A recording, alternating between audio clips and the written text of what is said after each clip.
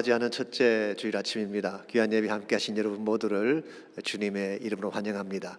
이 주일 마음을 정돈하시고 다 함께 기도하심으로 2021년 5월 2일 주일 예배를 하나님 앞에 드리시겠습니다.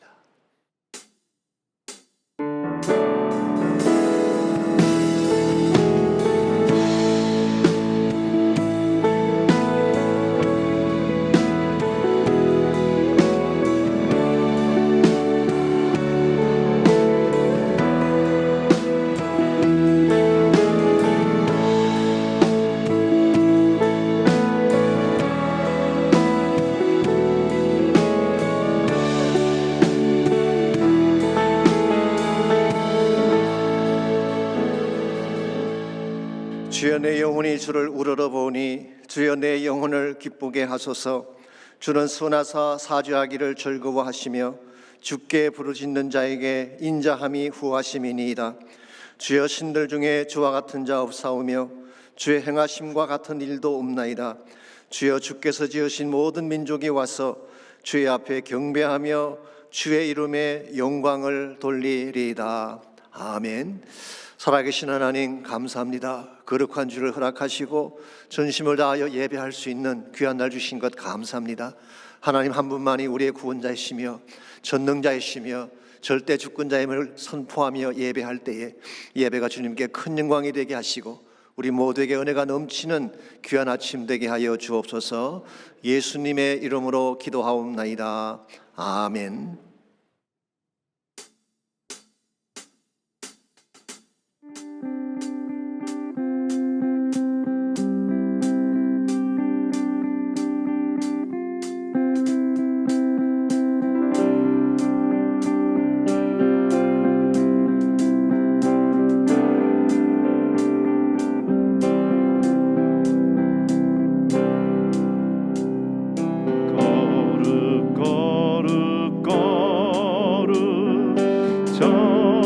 전능하신 주님, 이른 아침 우리 주를 찬송합니다.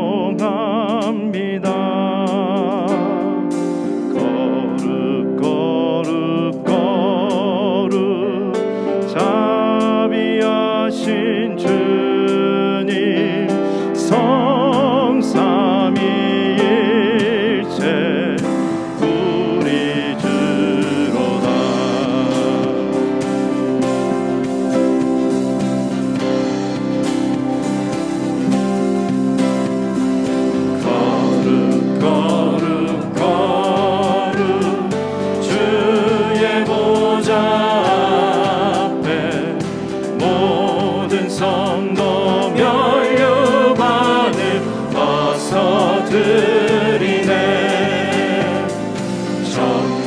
천사 모두 주께 굴복하니 영원히 위에 계신 주로다. 주는 거룩 거룩 거룩 영광과 은혜로운 주. 주는 거룩 거룩 거룩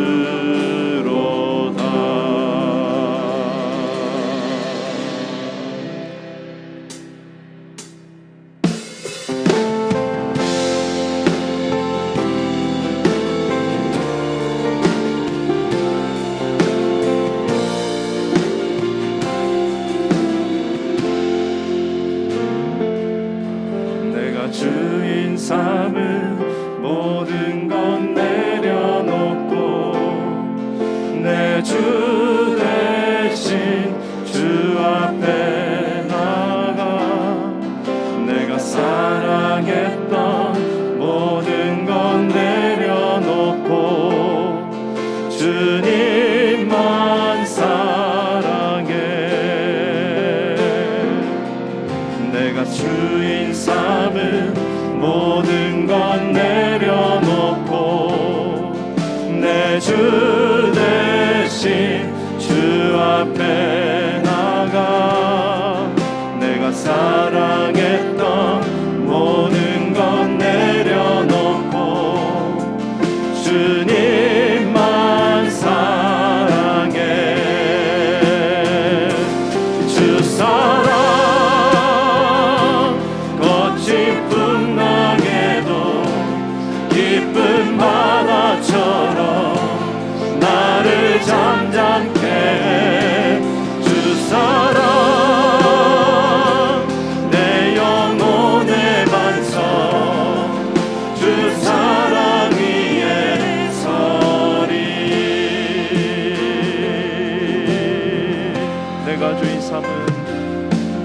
내가 주인 삼은 모든 건 내려놓고 내 주 대신 주 앞에 나가 내가 사랑했던 모든 건 내려놓고 주님만 사랑해. 주 사랑 거친 풍랑에도 깊은 바다처럼 나를 잠잠케 해. 주 사랑 내 영혼의 반석 주 사랑 위에 서리. 주 사랑 거친 풍랑에도 깊은 바다처럼 나를 잠잠케 해. 주 사랑 내 영혼의 반석 주 사랑 위에 주 사랑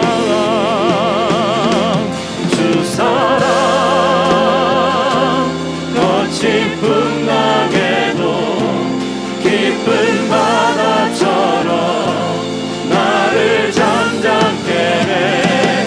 주 사랑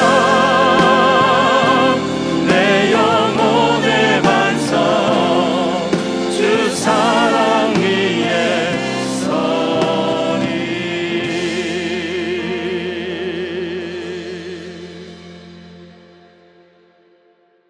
힘들고 어렸던 코로나의 시간 동안 항상 함께하여 주신 하나님의 은혜에 감사드립니다. 어떠한 상황 속에서도 항상 함께 계셔서 상황이 아닌 목자 되신 주님을 바라보며 의지할 수 있도록 인도하여 주심에 감사를 드립니다. 그러나 하나님, 그 크신 은혜를 받고도 우리는 아직 소돔을 돌아보던 롯의 아내와 같은 삶을 살고 있지는 않은지요. 출애굽한 후에 이집트에서 먹던 고기를 그리워하고 있지는 않았는지요. 내가 가진 것을 더 사랑함으로 우상을 섬기고 살지는 않았는지 돌아보고 회개하기를 원합니다. 날마다 내 삶의 주인 되려 하는 마음을 십자가에 못 박을 수 있는 제가 될 수 있도록 인도하여 주시옵소서. 다시 시작되는 수요 목자 예배와 금요 예배를 위해서 기도합니다. 모이기를 힘쓰기를 원하시는 하나님께 같은 마음으로 한 몸이 되어 모여 기도하고 말씀으로 양육되는 예배가 될 수 있도록 우리 마음의 갈급함을 더하게 하여 주시고, 그동안 만나지 못하고 모이지 못했던 그리스도의 몸된 교회가 하나 되어 하나님 나라의 꿈을 꾸는 예배가 될 수 있도록 인도하여 주시옵소서. 역대상 19장의 말씀입니다. 너는 힘을 내라. 우리가 우리 백성과 우리 하나님의 성읍들을 위하여 힘을 내자. 여호와께서 선히 여기시는 대로 행하시기를 원하노라. 새로의 예배의 문이 열리고 사역이 시작이 되는 그리스도의 몸된 교회에 우리가 새 힘을 내기를 원합니다. 여호와 하나님께서 선히 여기시는 대로 행하시기를 원하고 바라며 기도하는 저희가 될 수 있도록 새 힘을 주시옵소서. 시작되는 교회의 많은 사역들의 곳곳에 하나님께 힘 얻은 자들이 일어나 섬기게 하여 주시고 이전보다 더 깊은 사랑으로 섬길 수 있는 힘 주시어서 하나님 보시기에 선한 일들을 감당해 나가는 영적 공동체가 되게 하여 주시옵소서. 우리 믿음의 다음 세대들을 위하여 기도드립니다. 경제적으로 또 문화적으로 새로운 세대를 살아가야 할 우리의 다음 세대들에게 우리 인생의 경험과 전통만을 강요하기보다는 우리의 삶을 이끌어 오신 여호와 하나님을 의지하는 법을 유산으로 남겨주는 저희가 되기를 기도합니다. 말로 섬기는 자들이 아니라 무릎으로 섬기는 아버지 세대였음을 삶으로 전해주는 우리가 먼저 되게 하여 주시고 우리 다음 세대들이 마음껏 말씀 가운데 성장할 수 있는 울타리를 만들어주는 헌신이 우리 시대에 있게 하여 주시옵소서. 주일학교를 축복하며 기도합니다. 인도에 나가시는 전도사님들 성령 충만케 하여 주시고 돕는 손길들을 보내주시어서 기쁨으로 섬기며 다음 세대를 키우는데 부족함이 없는 우리 전도사님들 되게 하여 주시옵소서. 5월 15일에 있을 2021 비전 월십을 위해서 기도합니다. 새벽 이슬 같은 주의 청년들이 주님 앞에 나와서 기도하며 말씀으로 변화되고 하나님의 비전을 위해 자기의 비전을 헌신하는 시간이 되게 하여 주시옵소서. 여름 단기 선교를 위해서 기도합니다. 그동안 갈 수 없었던 선교주의 선교사님들에게는 우리가 하나님이 보내주시는 위로의 손길이 되게 하여 주시고 가서 보는 우리들에게는 쉬지 않고 일하신 하나님의 역사하심을 눈으로 보고 느끼며 새로운 마음으로 주님의 나라를 위해 헌신하는 결단의 시간들이 되게 하여 주시옵소서.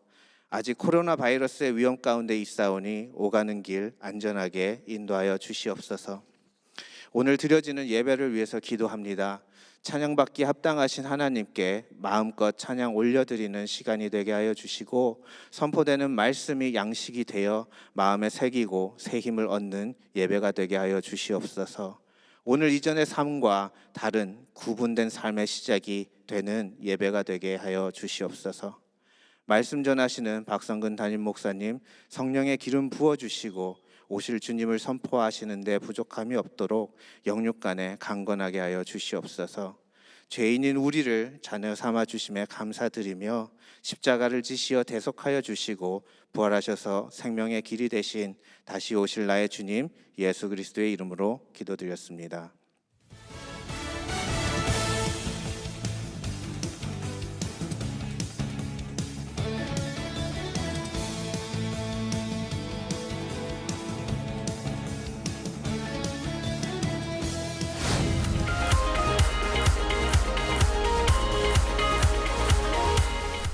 (2021년) 선교축제를 오는 6월 6일 오전 9시부터 플라자와 체육관에서 개최합니다. 금년도 단기 선교팀들을 소개하고 선교를 위해 온 성도가 함께 기도하며 헌신하는 자리입니다. 아울러 선교 헌금을 위한 바자회를 통해서 각종 생활용품들을 저렴하게 구입할 수 있는 절호의 기회가 될 것입니다. 선교를 위해 온 성도가 함께하는 축제의 한마당에 모든 성도님들을 초대합니다.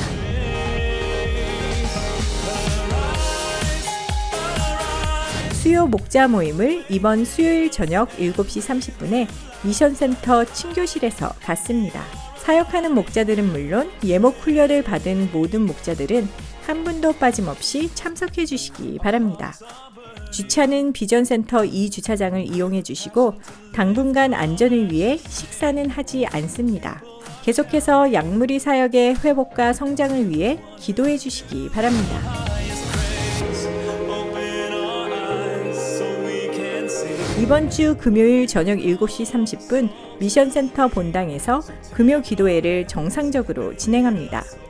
약물이별로 함께 참석하셔서 하나님의 풍성한 은혜와 축복을 경험하시기 바랍니다.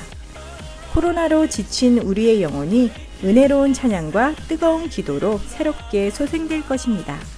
주차는 비전센터 2주차장을 이용해 주시기 바랍니다. 주님 안에서 행복한 한 주 보내시길 바랍니다.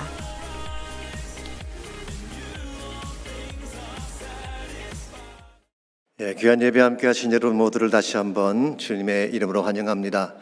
오늘 또 그동안 못 나오셨다가 새로 나오신 분들이 많이 계신 것 같습니다. 환영합니다. 참 반갑습니다. 여러분 모두를 축복하고 싶습니다. 우리 또 온라인에서 예배 드리시는 모든 분들 가정에도 동일한 은혜와 축복이 넘치시기를 바랍니다. 광옥에서 보신 것처럼 6월 6일 선교 축제가 있습니다. 사실 매년 선교를 알리는 굉장히 중요한 축제이죠. 그래서 작년에는 저희들이 못했지만 금년에는 하려고 준비를 하고 기도하고 있습니다. 이것을 계기로 선교도 다시 시작됐으면 좋겠고 또 교회 모든 사역도 새롭게 시작이 됐으면 좋겠습니다. 아울러서 수요일 저녁 목자 모임 있는 거 꼭 기억하시기를 바라고 오는 금요일 저녁부터 금요 저녁 기도회가 시작됩니다. 여러분 꼭 기억하셔서 많이 오시기 바랍니다. 5월 15일 가지게 되는 비전 월십, 우리 청년 사역을 위한 큰 집회이기도 하지만 우리 온 교회가 함께 기도하고 또 동력해야 될 그런 사역입니다. 많이 기도해 주시고 동참해 주시기를 부탁합니다. 우리 그 외 나머지 광고들 잘 보셔서 함께 해 주시기를 바랍니다. 우리 시간 드릴 헌물을 위해서 함께 기도하겠습니다. 살아계신 하나님 감사합니다. 하나님께서 사랑하는 주의 백성들을 눈동자같이 사랑해 주시고 보호하시고 지켜주셔서 수많은 사건과 수많은 일들과 어려운 역경에도 불구하고 안전하게 하시고 주의 백성답게 살 수 있도록 은혜 베풀어 주신 것 감사합니다. 이 시간 주 앞에 예배드리는 중에 우리의 마음에 정성을 담아 소중한 예물을 주님 앞에 올립니다. 실적 헌물과 또 감사의 제목들과 선교와 섬김을 위해 드려진 모든 헌물을 축복해 주시고 주의 영광 위에 쓰임받는 아름다운 예물이 되게 하시며 특별히 믿음을 갖고 사는 성도님들 가정마다 회복이 일어나게 하시고 삶의 터전이 다시 한번 부욕해 되는 역사가 있도록 은총 베풀어 주옵소서. 살아계신 예수님의 이름으로 기도하옵나이다. 아멘.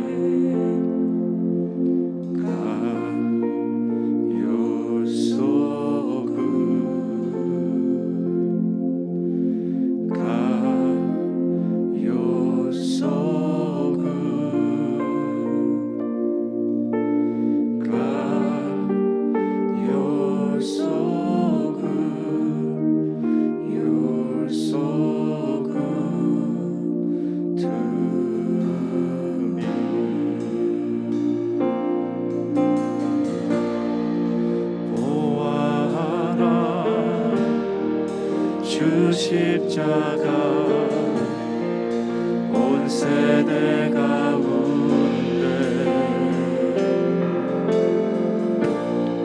죽은 자를 살리시며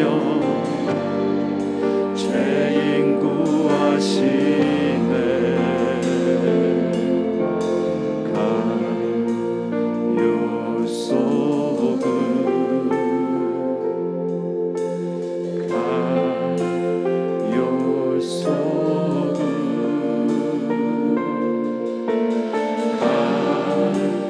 가요 속은 요 속은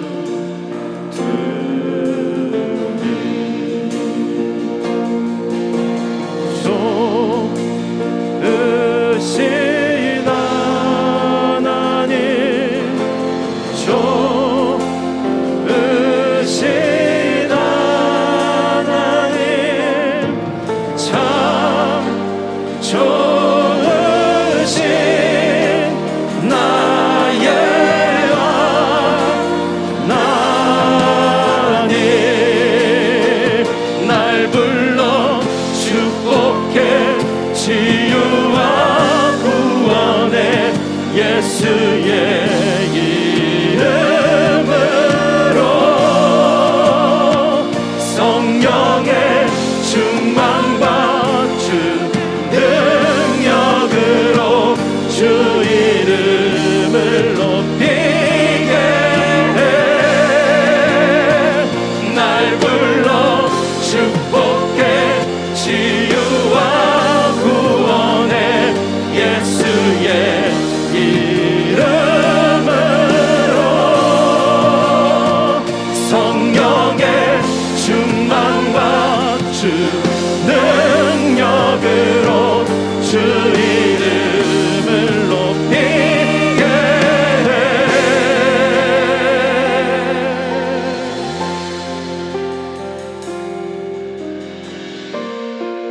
고난 중에 있을 때에 난 기억하리라.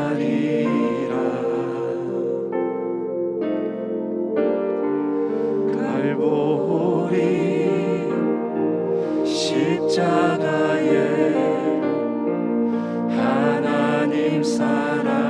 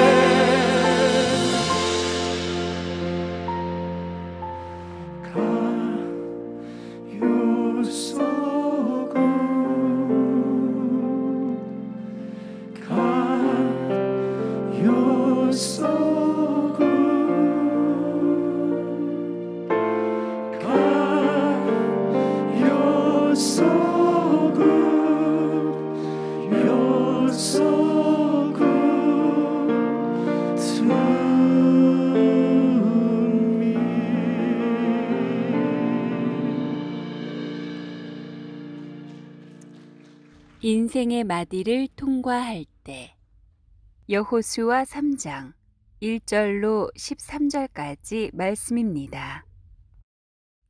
또 여호수아가 아침에 일찍이 일어나서 그와 모든 이스라엘 자손들과 더불어 시딤에서 떠나 요단에 이르러 건너가기 전에 거기서 유숙하니라. 사흘 후에 관리들이 진중으로 두루 다니며 백성에게 명령하여 이르되 너희는 레위 사람 제사장들이 너희 하나님 여호와의 언약궤 매는 것을 보거든 너희가 있는 곳을 떠나 그 뒤를 따르라. 그러나 너희와 그 사이 거리가 2000규빗쯤 되게 하고 그것에 가까이 하지는 말라. 그리하면 너희가 행할 길을 알리니 너희가 이전에 이 길을 지나보지 못하였음이니라 하니라. 여호수아가 또 백성에게 이르되 너희는 자신을 성결하게 하라. 여호와께서 내일 너희 가운데에 기이한 일들을 행하시리라. 여호수아가 또 제사장들에게 말하여 이르되 언약궤를 메고 백성의 앞서 건너라 하매 곧 언약궤를 메고 백성의 앞서 나아가니라. 여호와께서 여호수아에게 이르시되 내가 오늘부터 시작하여 너를 온 이스라엘의 목전에서 크게 하여 내가 모세와 함께 있었던 것 같이 너와 함께 있는 것을 그들이 알게 하리라. 너는 언약궤를 맨 제사장들에게 명령하여 이르기를 너희가 요단 물가에 이르거든 요단에 들어서라 하라. 여호수아가 이스라엘 자손에게 이르되 이리 와서 너희의 하나님 여호와의 말씀을 들으라 하고 또 말하되 살아계신 하나님이 너희 가운데에 계시사 가나안 족속과 헷 족속과 히위 족속과 브리스 족속과 기르가스 족속과 아모리 족속과 여부스 족속을 너희 앞에서 반드시 쫓아내실 줄을 이것으로서 너희가 알리라. 아멘. 인생에는 통과해야 할 마디들이 있습니다. 반드시 통과해야 할 어떤 사건이나 단계가 있다는 그런 의미입니다. 어릴 때는 학교 입학이나 졸업이 중요한 마디가 되었죠. 어떤 학교를 들어가느냐가 인생의 앞날을 결정하는 중요한 계기가 되었기 때문에 그렇습니다. 청년의 때에는 직장이나 결혼이 중요한 마디가 될 수가 있습니다. 그것을 통해 새로운 차원의 삶이 시작되기 때문입니다. 혹은 인생 여정에서 갑자기 닥쳐온 어려운 시련이나 위기가 인생의 마디가 되기도 합니다. 예컨대 중병을 앓게 된다든가 파산을 경험하게 된다든가 이와 같은 것들이 마디가 되어서 가던 길을 멈추는 케이스가 있죠.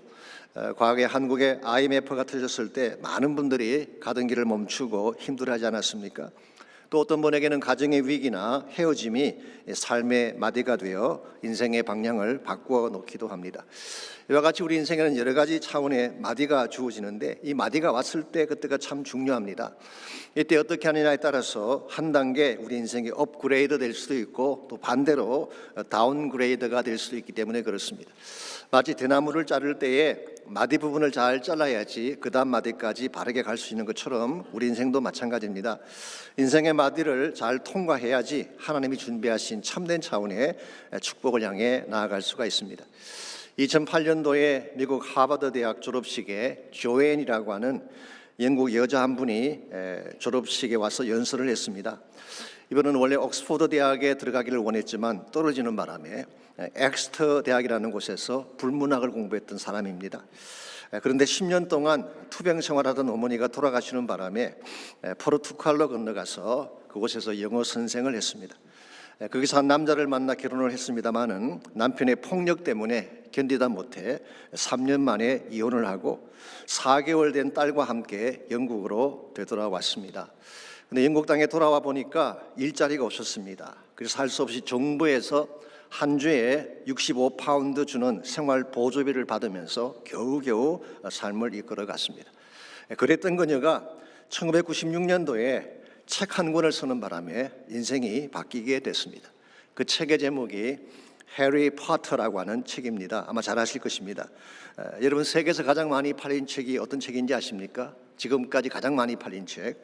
어떤 분은 공책이다 그렇게 말하는 분도 계시지만 성경책이죠. 성경책이 가장 많이 팔린 책입니다. 근데 성경책 다음으로 많이 팔린 책이 해리 포터 시리즈라고 합니다. 전 세계적으로 4억 5천만 권이 팔렸다고 하니까 어마어마한 숫자죠. 이 소설의 저자가 J.K. 롤링이라고 하는 여자분이죠. 더 정확하게 말하면 조앤 캐틀린 롤링이라고 하는 분입니다. 어떤 분은 이분이 매직에 대한 소설을 썼기 때문에 크리스찬이 아니라고 생각을 하지만 그렇지 않습니다. 어릴 때부터 교회를 다녔고 지금도 처치 오브 스코틀랜드의 회원으로 신앙생활을 하고 있습니다. 이분이 하버드 대학 졸업식에서 했던 연설을 보아도 우리는 그 사실을 확인할 수가 있습니다. 이와 같은 내용이었습니다. 나는 대학을 졸업하고 7년 동안 엄청난 실패를 겪었다. 짧았던 결혼 생활은 파국으로 끝났다. 딸이 하나 딸린 이혼모의 실업자 신세였기 때문에 가난까지 닥쳐왔다. 누가 봐도 난 실패한 사람이었다. 그 시기에 나는 정말 힘들었고 그 긴 터널이 언제 끝날지도 알 수 없었다. 그러나 내 인생을 바꾸는데 마법은 필요하지 않았다. 그 힘은 이미 내 안에 주어졌다. 그러면서 이분이 한 유명한 말이 있습니다. I believe in God, not magic. 내가 믿는 것은 하나님이지 마법이 아닙니다. 그렇게 그는 고백을 했습니다. 즉 마법을 믿은 것이 아니라 하나님을 향한 믿음이 자신의 인생을 바꾸고 놓았다는 고백이었죠. 여러분, 인생의 마디가 찾아왔을 때 정말 중요한 것은 바른 믿음을 갖는 것입니다. 우리 노력이 필요하긴 하지만 노력만으로 인생의 모든 문제가 풀리지는 않습니다. 어떤 분들은 행운이나 매직에 자기 삶을 걸기도 하지만 여행이 우리 인생을 새롭게 바꿀 수가 없습니다. 하나님을 향한 바른 믿음과 바른 영적 자세가 있을 때에 우리 앞을 가로막는 시련의 마디가 어떤 케이스일지라도 그것을 뚫고 지나가서 축복을 누리게 되는 것입니다. 이런 측면에서 우리 모두에게 주어지는 인생의 마디 앞에 섰을 때 가장 중요한 것은 바른 믿음과 영적인 자세인 것입니다. 이것만 분명하다면 어떤 시련이 우리 앞을 가로막아도 우리는 그걸 뚫고 지나갈 수가 있게 되고 그 시련 너머에 있는 진정한 차원의 축복을 누리게 되는 것입니다. 인생의 마디가 왔을 때에 우리 모두가 견지해야 될 바른 영적 자세는 과연 어떤 것일까요? 오늘 주신 본문을 중심으로 이것을 함께 정리해 보기를 원합니다. 오늘 같이 읽은 본문에 보시면 이스라엘 백성이 요단강을 건너가는 장면이 기록되어 있죠. 이 강을 건너가려면 바른 믿음의 준비가 필요했습니다. 그래서 그들이 가나안을 정복하기 전에 했던 네 번째 준비가 오늘 본문에 기록된 믿음의 준비라고 할 수가 있겠습니다. 요단강은 아시는 대로 모압 지경에서 가나안으로 들어가려면 반드시 건너야 되는 그런 강이죠. 그런데 그 강을 건너가는 것이 실제로는 쉽지가 않았습니다. 요단강이 생각보다 큰 강이었습니다. 요단강은 헬몬산에서 흘러나오는 네 줄기의 수원이 강을 이루고 있기 때문에 사실은 제법 큰 규모의 강이라고 부를 수가 있습니다. 특별히 모맥을 거두는 시기 3월이나 4월이 되면 강의 수위가 높아져서 폭이 30m나 되고 평균 깊이가 3 내지 4m나 되는 큰 강이라고 합니다. 지금 이스라엘 백성이 강을 건너가려고 할 때가 happen to be 바로 이 모맥을 거두는 그런 시기 3월 내지 4월 달이었습니다. 나중에 다루겠지만 5장에 가보시면 6월절을 지킨 것이 나오기 때문에 우리는 충분히 그것을 짐작해 볼 수가 있죠. 자, 이와 같이 강물이 많이 불어있는 이 시기에 60만 명이 넘는 대군이 여자와 어린아이까지 합치면 200만 명이 넘는 대민족이 강을 건너간다고 하는 것 결코 쉬운 과제가 아니었죠. 그럴지라도 이 강을 건너가지 아니하면 약속의 땅에는 들어갈 수가 없는 것입니다. 이런 측면에서 요단강이라고 하는 것은 이스라엘 백성에게 이중적 의미를 담고 있다, 그렇게 소개할 수가 있겠습니다. 첫 번째 의미는 앞을 가로막는 강이었기 때문에 위기의 마디다, 그렇게 부를 수가 있죠. 동시에 이곳을 통과하기만 하면 그들이 그토록 갈망하던 약속의 땅에 들어갈 수 있다는 측면에서는 축복의 관문이라고 부를 수가 있습니다. 우리 앞에 주어진 이 마디가 위기가 될 수도 있지만 잘 통과하게 되면 약속의 땅을 밟을 수가 있다는 것이죠. 이런 면에서 우리 인생에 마디가 주어졌을 때 이때 어떻게 하느냐가 여러분 삶의 높낮이를 결정하게 되는 것입니다. 정말 믿음으로 잘 감당하기만 한다면 엄청난 차원의 축복을 누릴 수 있는 기회가 되는 것입니다. 창세기 보시면 요셉이 나오죠. 요셉의 인생을 가만히 보면은 그는 어려운 순간마다 믿음으로 잘 이것을 감당해서 결과적으로 하나님께 크게 쓰임받은 케이스라고 부를 수가 있습니다. 요셉의 아버지에게 총애를 받으면서 잘 살다가 하루아침에 형들에 의해서 애굽의 노예로 팔려가게 되었습니다. 절망을 안겨준 마디라고 할 수가 있을 것입니다. 그리고 그는 애굽에 도착한 후에 보디발의 집에서 열심히 일을 했는데 성폭행 미수미로 억울하게 감옥으로 갔죠. 고난의 마디라고 부를 수가 있겠습니다. 그리고 감옥에서 술 맡은 관원에게 꿈을 해몽해 주었는데 잊혀진 바 되어서 버림을 받습니다. 상처의 마디라고 부를 수 있을 것입니다. 그런데 흥미로운 사실이 무엇인지 아십니까? 요셉의 인생을 가로막는 이 마디들이 그 앞을 가로막는 마디라고 생각을 했는데 실제로는 요셉을 총리의 자리로 오르게 한 디딤돌이 되었다는 사실이에요. 예컨대 애굽에 팔려가지 않았더라면 보디발의 집에서 일할 기회가 없었을 것입니다. 보디발의 집에서 일하지 않았더라면 감옥 가지 않았을 것입니다. 감옥 가지 않았더라면 그런 감옥 안에서 이집트의 고관들을 만날 기회가 없었을 것입니다. 고관들을 만나지 않았더라면 대애굽 제국의 왕인 바로왕 앞에 서는 것은 불가능했을 것입니다. 바로왕 앞에 서지 않았더라면 그가 아무리 찬란한 꿈을 가지고 있더라도 자신의 꿈을 사용할 기회가 없었을 것입니다. 그랬는데 고난같이 느껴졌던 마디처럼 느껴졌던 그 모든 삶이 실제로는 스태핑 스톤처럼 디딤돌처럼 그를 올라가게 만들어서 결과적으로 하나님이 가장 기뻐하시는 찬란한 모습으로 쓰임받게 한 것이죠. 이와 같은 삶을 살았기 때문에 그는 자신에게 고난의 마디를 안겨주었던 형들 앞에서 어떤 선포를 하게 됩니까? 창세기 50장 20절 너무나 잘 아는 말씀이죠. 당신들은 나를 헤아려 했으나 하나님은 그것을 선으로 바꾸사 오늘과 같이 많은 백성의 생명을 구원하게 하시려 하셨나니 당신들은 내 앞에 고난의 마디를 안겨주고 나의 앞길을 가로막았지만 내가 하나님과 동행하며 그분을 신뢰했을 때에 하나님은 이 모든 것을 축복으로 바꿔주셨다. 그런 고백이에요. 여러분과 저에게 이와 같은 고백이 필요합니다. 고난의 마디가 주어졌다고 두려워한다든가 그것 때문에 상처받고 주저앉게 되면 여러분 하나님 백성답게 살 수가 없는 것입니다. 고난이 나를 가로막을지라도 요단강이 내 앞을 가로막을지라도 그것을 건너가기 위한 믿음의 준비를 잘하고 바른 방법으로 건너가기만 한다면 하나님이 약속하신 축복의 땅을 밟게 되는 것입니다. 이런 면에서 오늘 아침 물어야 될 중요한 질문이 여기 있습니다. 우리 모두의 앞에 주어지게 되는 고난의 마디가 왔을 때 어떻게 하면 이 고난의 마디를 뛰어넘어서 참된 축복으로 나아갈 수가 있을지 오늘 본문을 보시게 되면요, 이스라엘 백성이 강을 건너가기 위해서 준비했던 몇 가지 중요한 원리들이 오늘 본문에 소개가 되어 있습니다. 이 원리들을 잘 정리해 보게 되면 고난을 넘어서서 축복으로 나아갈 수 있는 비결을 발견하게 될 것입니다. 첫 번째로 위기의 마디를 잘 넘어가려면 떠남의 원리를 알아야 됩니다. 내가 머물던 곳을 떠나지 아니하면 새로운 축복의 지경으로 나아갈 수가 없다, 그런 뜻입니다. 자, 1절 말씀을 다시 보시면요, 그들이 요단강을 건너가기 전에 떠나야만 했던 장소 하나가 소개되고 있죠. 그곳을 시딤이라고 부르고 있습니다. 모든 이스라엘 자손과 더불어 시딤에서 떠나 요단에 이르러 건너가기 전에 거기서 유숙했다고 했죠. 시딤이라는 장소가 나옵니다. 이 시딤이라는 이 단어는 문자 그대로 해석하면 아카시아 나무라는 뜻입니다. 그래서인지 모르지만 이 지역에는 아카시아 나무가 많았던 것으로 알려져 있죠. 사실 이 시딤이라는 지역은 이스라엘이 마지막으로 진을 쳤던 곳이기도 하고 신명기 31장에 보게 되면 이 여호수아가 모세 후계자로 정식으로 위임받았던 장소가 바로 시딤이었어요. 이런 의미에서 시딤은 이스라엘 민족에게 굉장히 중요한 장소라고 부를 수가 있는데요, 동시에 이곳은 좋지 않았던 영적 추억을 담고 있는 장소이기도 했습니다. 민수기 25장 1절에서 3절을 보시면은 이곳에서 일어났던 사건 하나가 소개가 되어 있습니다. 함께 찾아서 보시면 더 좋을지 모르겠습니다. 이스라엘이 시딤에 머물러 있더니 그 백성이 모압 여자들과 음행하기를 시작하니라.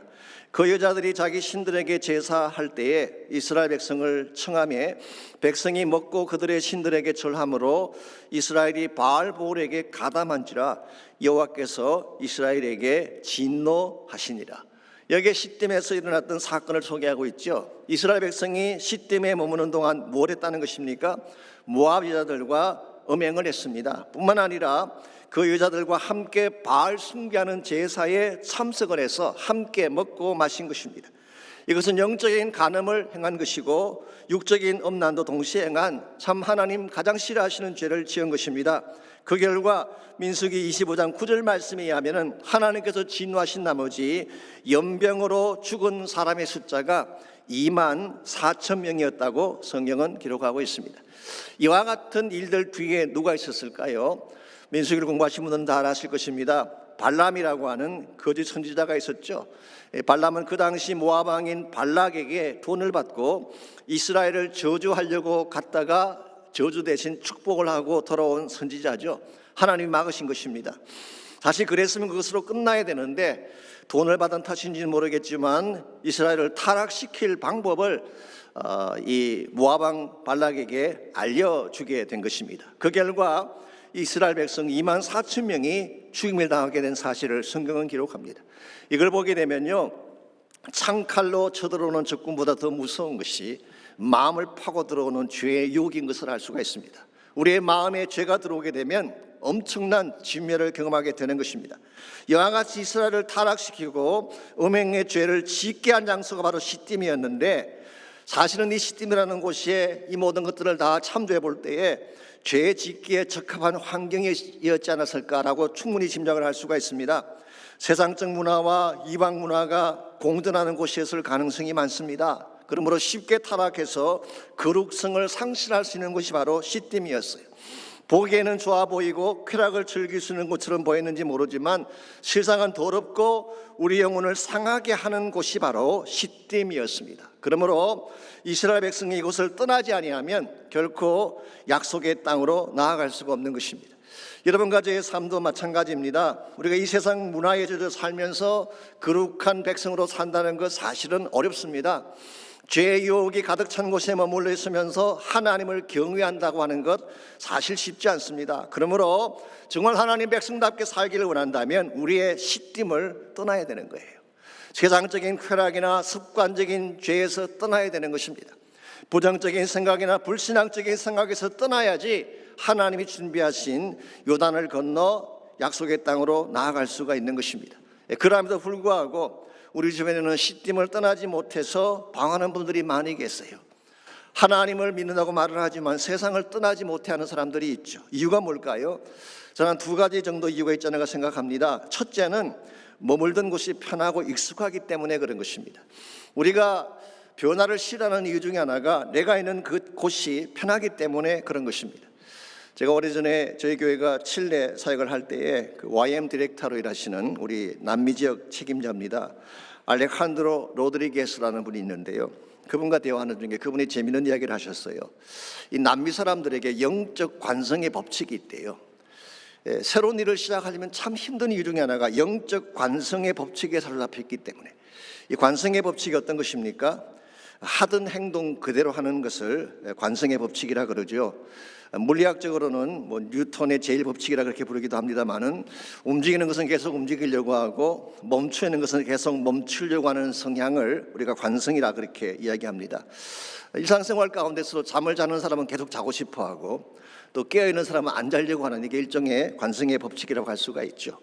영적인 차원에서 말씀드리자면 기도하지 않는 사람은 참 기도 안 하는 게 편해요.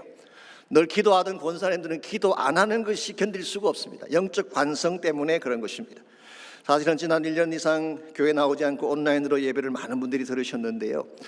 편안하게 집에서 온라인으로 예배를 드리다가 교회 나오려고 하니까 어때요? 쉽지가 않아요.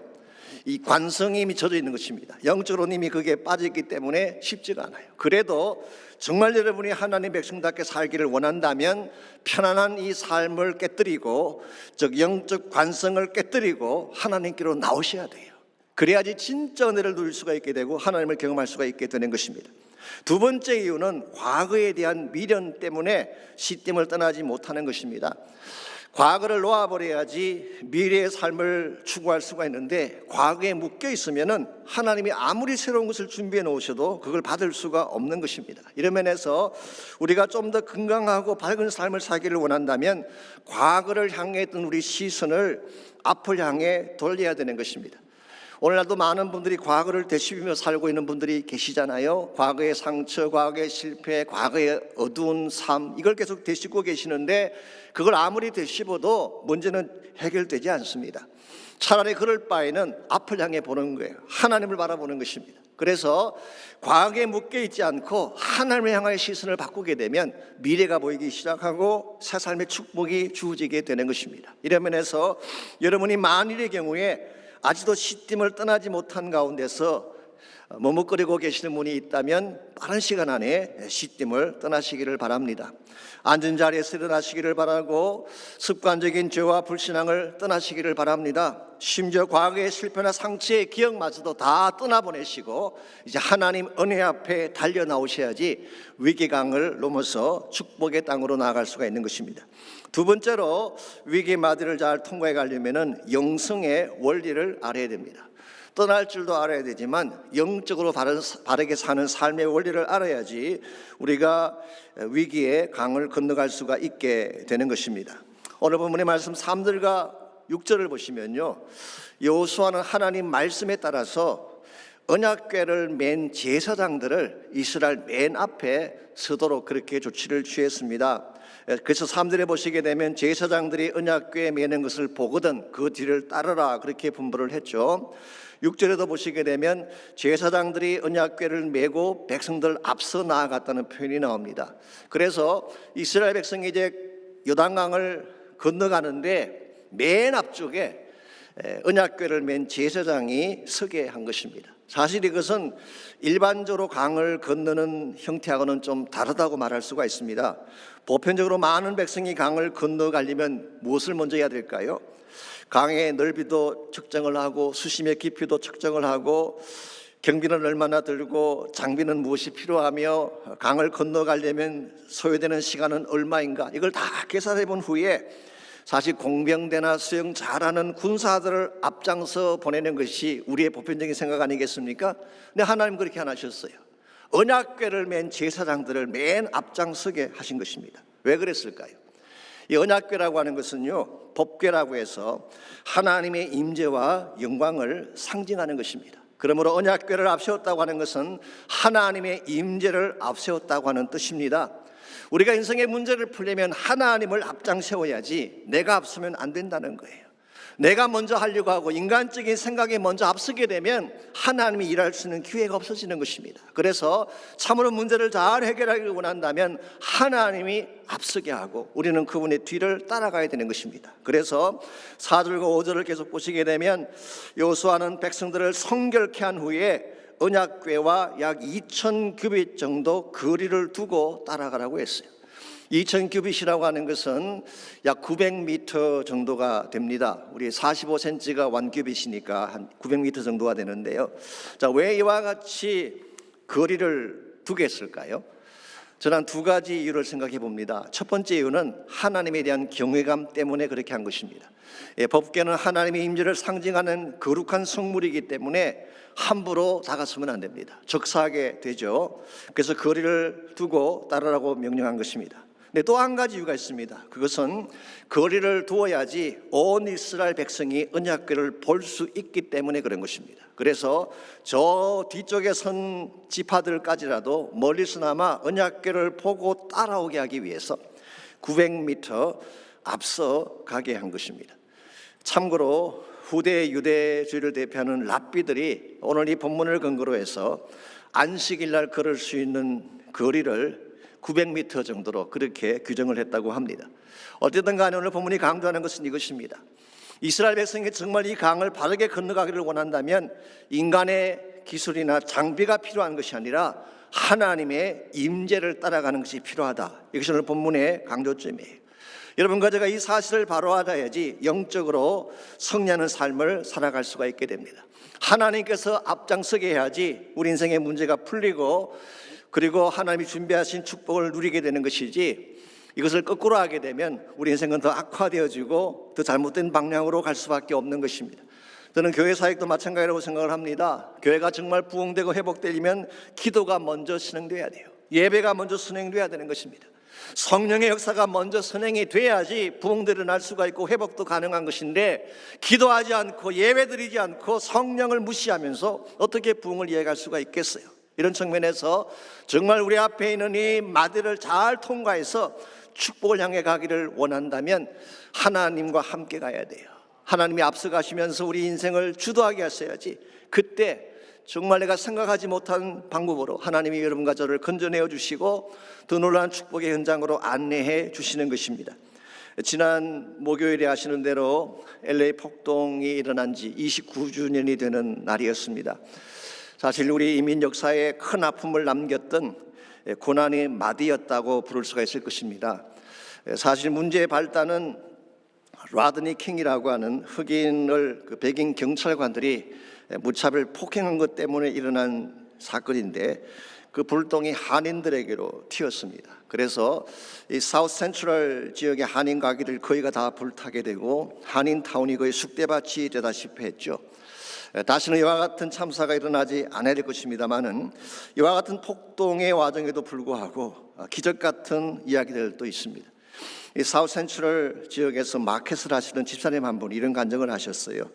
이분은 평소에 꼭 주일 성수를 하고 예배를 철저히 드리는 분이었습니다. 그러다 보니까 평소의 삶도 정말 예수 믿는 사람답게 정직하고 많이 베푸는 그런 삶을 살았어요. 그럼에도 폭동이 일어나니까 별 수가 없습니다. 다른 사람들과 마찬가지로 가게를 버리고 나올 수밖에 없었죠. 그랬는데요, 며칠이 지난 뒤에 자기 가게로 다시 가봤더니 놀라운 일이 벌어져 있었습니다. 다른 가게들은 다 불타버렸는데 유독 자신의 가게만 그대로 보존이 되어 있는 것입니다. 알고 봤더니 자기 집에서 일을 하던 흑인 종업원들이 나서서 가게를 지켜준 것입니다. 이 주인은 진짜 정직한 주인이다, 우리를 형제같이 대해준 사람이다. 그래서 그들이 직접 나서서 가게를 보호한 거예요. 그래서 불타지 않고 보존이 된 것입니다. 얼마나 감사한 일이에요. 그래서 가게를 다시 문을 연 이분이 그 다음날 어떤 노인이 우유를 사러 왔는데요, 그냥 가져가게 했어요. 가만히 생각해 보니까 그 가게 안에 있는 모든 것이 자기 것이 아니라는 생각이 든 것입니다. 사실 불탔으면 다 사라지고 말 것 아니었습니까? 그래서 아예 광고를 냈습니다. 그 지역에 살고 있는 주민들 가운데에 물품이 필요한 사람들은 와서 공짜로 다 가져가십시오. 그렇게 광고를 냈어요. 그랬더니 며칠 만에 가게에 있던 모든 물품이 다 동이 났어요. 이와 같이 했으니 이제 그 가게 망하지 않겠습니까? 모든 게 동이 났으니까.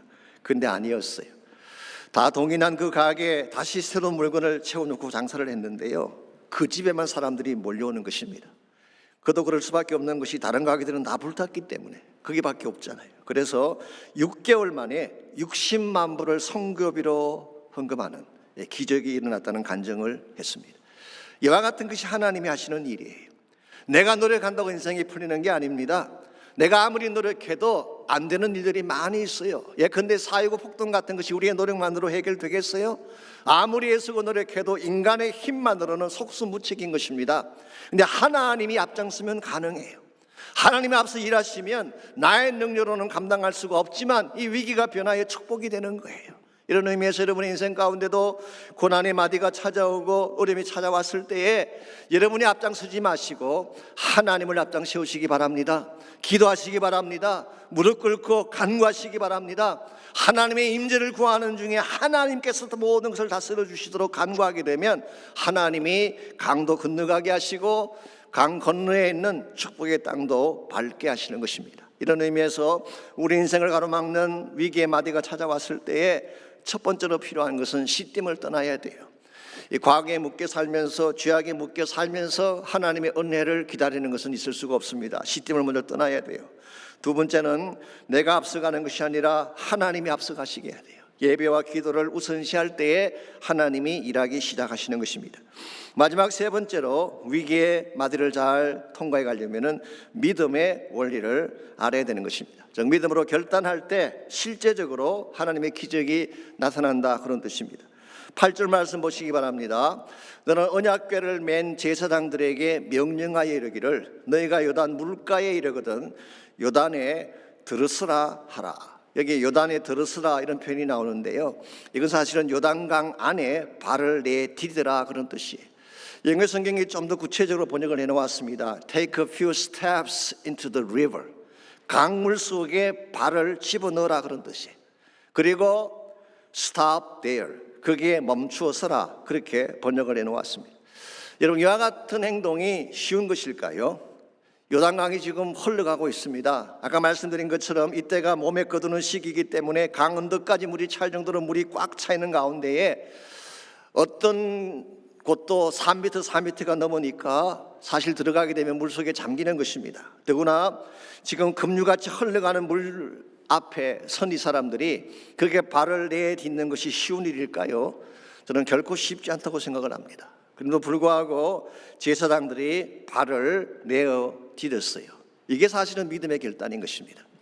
가만히 그 강 앞에 서서 서성이는 게 아니에요. 머뭇거리는 게 아니에요. 강 주변만 맴도는 것이 아니라 액츄얼리 발을 내디딘 것입니다. 그때 어떤 일이 벌어졌나요? 15절과 16절을 보시게 되면 제사장들의 발이 물에 잠기자 곧 위에서 흘러내리던 물이 그쳤다고 해요. Immediately. 발을 내딛는 순간 물이 스탑한 거예요. 그리고 물이 온전히 끊어져서 백성이 여리고를 향해 건너갔다고 말씀하고 있습니다.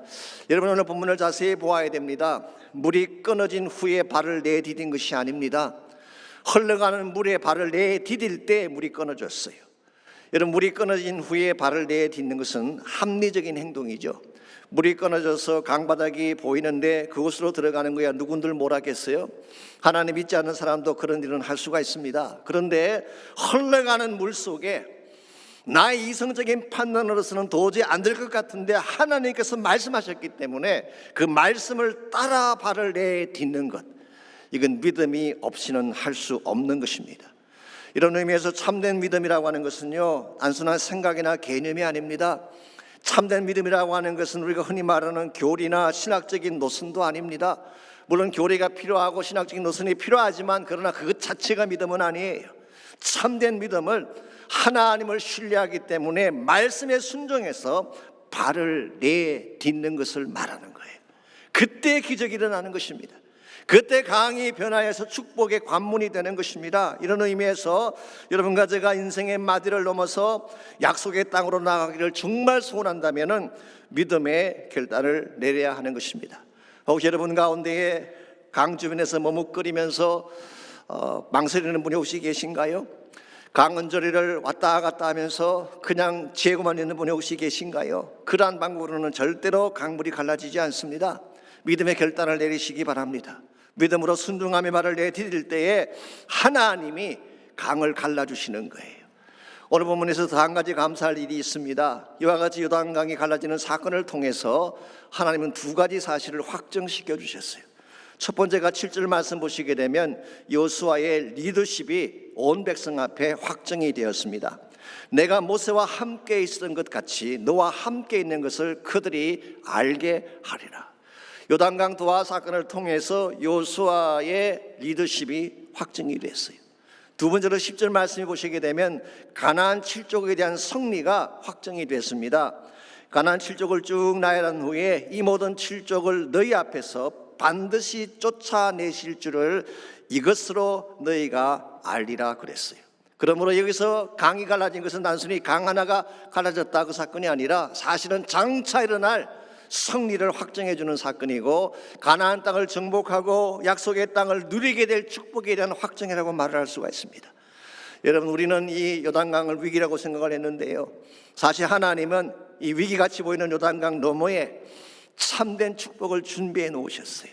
그리고 이스라엘 백성으로 하여금 믿음으로 건너오게 해서 그 축복의 땅을 누리게 하신 것을 볼 수가 있습니다. 이런 의미에서 우리 인생에 주어진 위기의 마디라고 하는 것은 그것으로 끝나는 것이 아니라 진정한 축복으로 가는 관문이 된다는 사실을 기억하시기를 바랍니다. 이것을 알아야지 위기 앞에 당황해하지 않고 그것을 넘어서서 참된 축복을 누리며 살 수가 있는 것입니다. 누구에게나 인생의 마디는 있습니다. 가던 길을 멈추게 하는 마디가 있죠. 아프고 힘들고 두렵게 만드는 인생의 마디, 누구의 삶이나 다 있는 것입니다. 지난주일 오스카상 수상으로 세계 언론을 달구었던 윤여정 씨도 언젠가 인터뷰에서 이런 말을 한 적이 있잖아요. 내 인생만 아쉽고 내 인생만 아픈 줄 알았는데 다 아쉽고 다 아파. 화려한 영화 배우니까 문제가 없을 줄 알았지만 그렇지 않다는 것입니다. 그분에게도 많은 아픔이 있었어요. 정말 고통스러운 날들이 그에게 있었습니다. 그러나 하나님과 함께 갈 때에 넘어갈 수 있는 거예요. 여러분, 장애물 경계에서 장애물을 앞에 두잖아요. 허들 경계라고 있습니다. 허들을 왜 두는지 아십니까? 넘어지라고 두는 게 아니에요. 뛰어넘으라고 두는 거예요.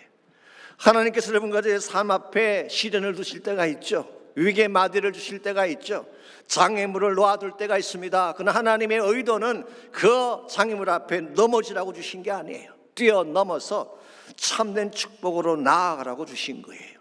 그러므로 여러분과 제가 인생의 마디가 왔을 때에 내 자신을 보면 안 됩니다. 세상 바라보면 안 돼요. 하나님 바라보며 믿음으로 결단을 해야 됩니다.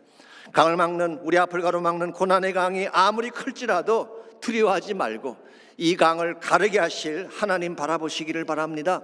내 인생의 앞이 막혔습니다. 당황해하거나 분노하지 마십시오. 하나님의 은혜 앞에 엎드리시고 하나님의 임재를 구하시고 하나님께서 이것이 변하여 축복이 되도록 간구하시기를 바랍니다. 그때에 하나님께서 친히 일하셔서 우리의 인생 마디마디마다 축복의 관문이 되게 하시고 결과적으로 가장 찬란하고 빛나는 인생으로 만들어 주시는 것입니다. 사랑하는 성도 여러분, 요단강이라고 하는 것은요, 이와 같이 우리 인생의 마디를 상징하는 것이기도 하지만 궁극적으로는 세상과 하나님 나라를 가르는 강을 의미하기도 합니다. 요단강은 죽음의 세계와 영원한 생명의 세계를 가르는 우리 인생의 마지막 마디라고 부를 수가 있겠습니다. 우리 인생 누구나 예외 없이 반드시 건너가야 될 강이 죽음이라는 요단의 강이에요. 이 강을 우리 힘만으로 건너갈 수 있을까요? 불가능합니다. 정말 이 강을 건너가기를 원한다면 하나님의 은혜가 필요해요. 하나님의 능력이 필요해요. 바로 그 하나님의 은혜, 하나님의 능력이 바로 예수 그리스도의 십자가입니다.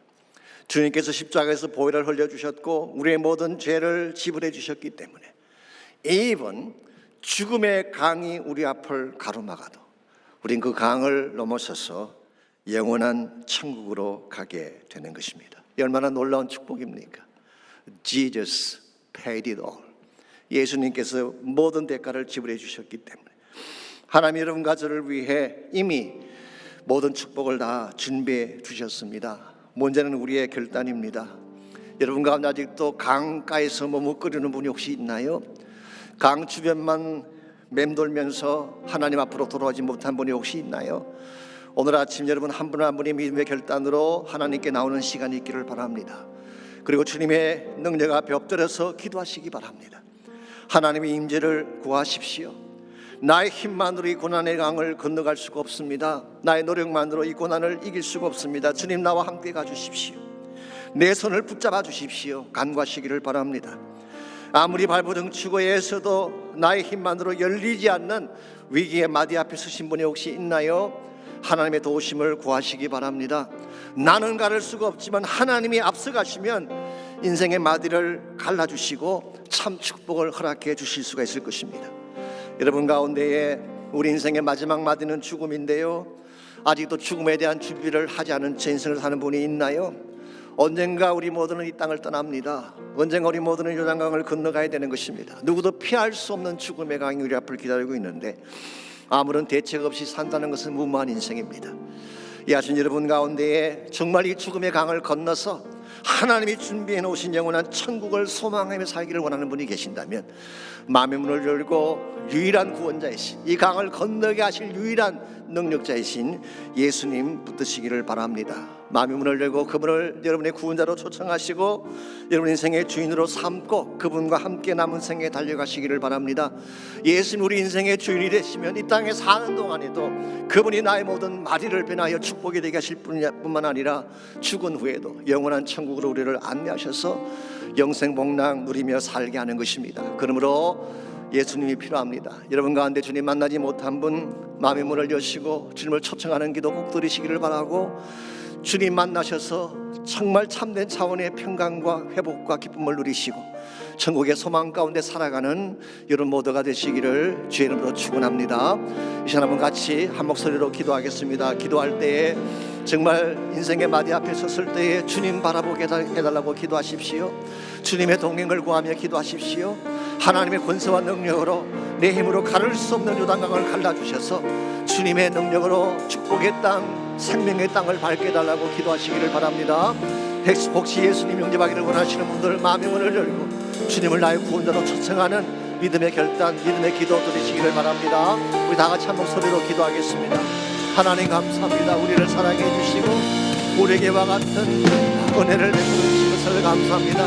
인생의 마디마다 아픔이 있고 상처가 있고 절망이 있지만 그래도 하나님께서 이 마디를 통과하게 하셔서 하나님 사이의 기적을 경험하게 하시며 하나님이 정말 주기를 원하시는 약속의 땅, 축복의 땅을 우리에게 허락해 주시니 감사합니다. 어떠한 문제가 있을지라도 두려워하지 않게 하옵소서. 좌절하거나 절망하지 않게 하옵소서. 어떤 상처의 마디 앞에서도 아파하지 않도록 도와주옵소서. 주님과 함께 이겨내게 하시고 주님과 함께 건너가게 하셔서 하나님의 영광을 향해 달려갈 수 있는 우리 모두가 되게 하여 주시옵소서.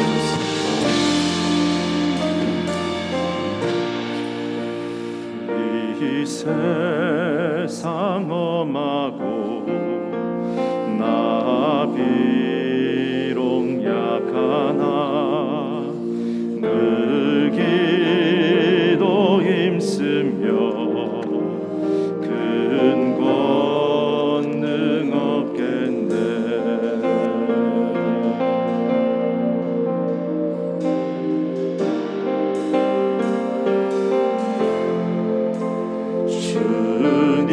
주님의 권능을 한없이 크오니 돌 같은 내 마음 곧 녹여주소서.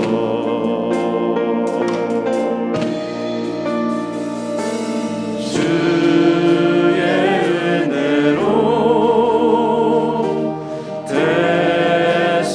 대속받아서 비와 같이 붉은 제 눈같이 이겠네.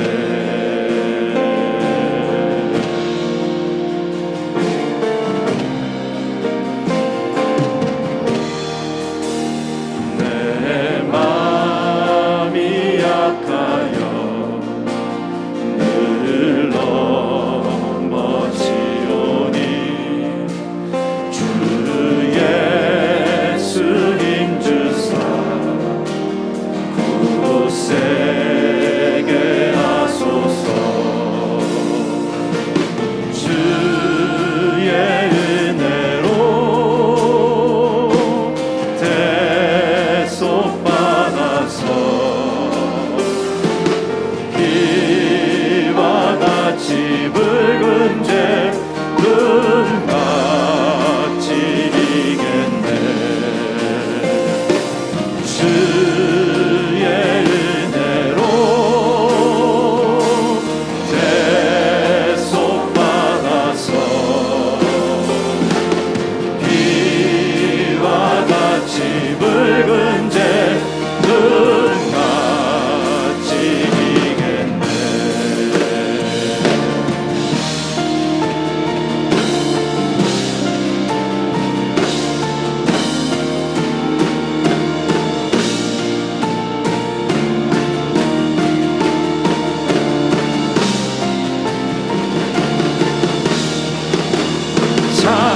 찬양하라 구속의 주 죽음에서 날 구했네. 찬양하라 구속의 주 죽음에서 날 구했네.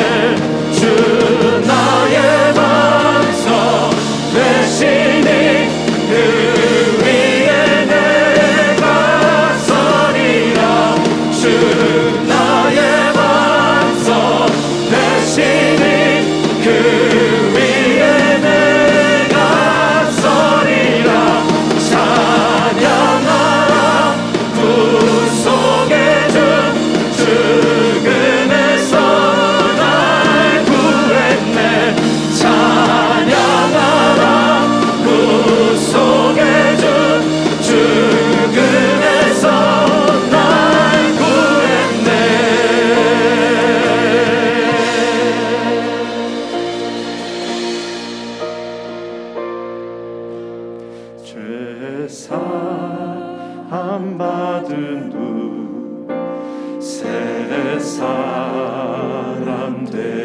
하소서. 주 앞에 서는 날 늘 찬송하겠네. 주 앞에 서는 날 늘 찬송하겠네. 주 앞에 서는 날 늘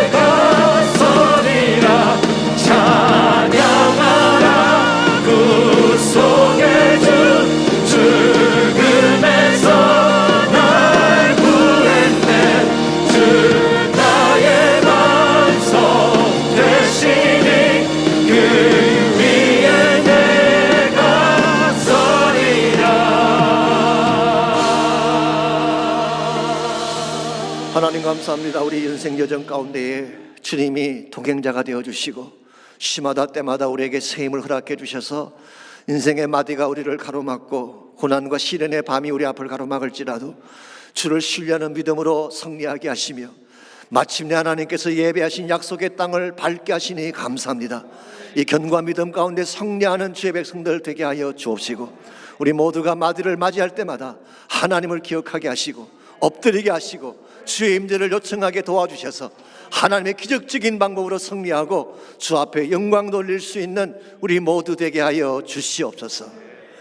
이제는 우리 구주 예수 그리스도의 은혜와 하나님 아버지의 무한하신 사랑과 성령님의 충만한 임재하심이 이 시간 주님 앞에 나와 전심을 다해 예배하고 돌아가는 사랑하는 성도 한 분 한 분에게 또 각 가정에서 온라인에서 예배하고 있는 사랑하는 주의 백성들 위해 또 그들의 가정과 삶의 터전과 자녀들과 자손들 위해 이제로부터 항상 함께하여 주시기를 살아계신 예수님의 이름으로 간절히 축원하옵나이다.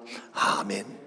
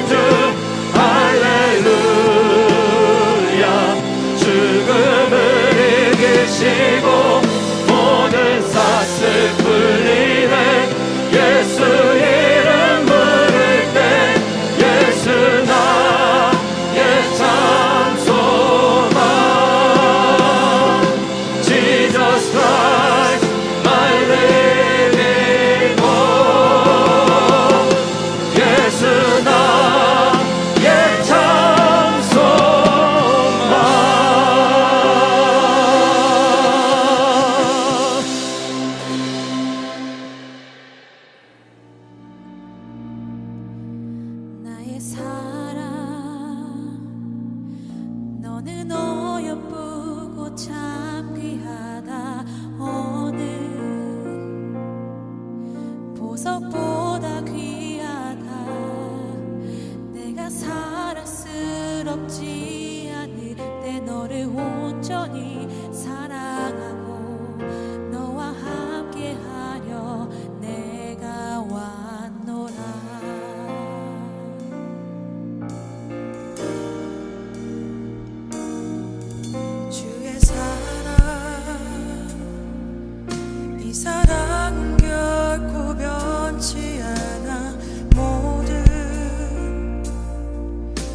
계절 돌보시네. 풀은 마르고 꽃은 시드나 주의 말씀은 진실해. 실수가 없으신 주만 바라라.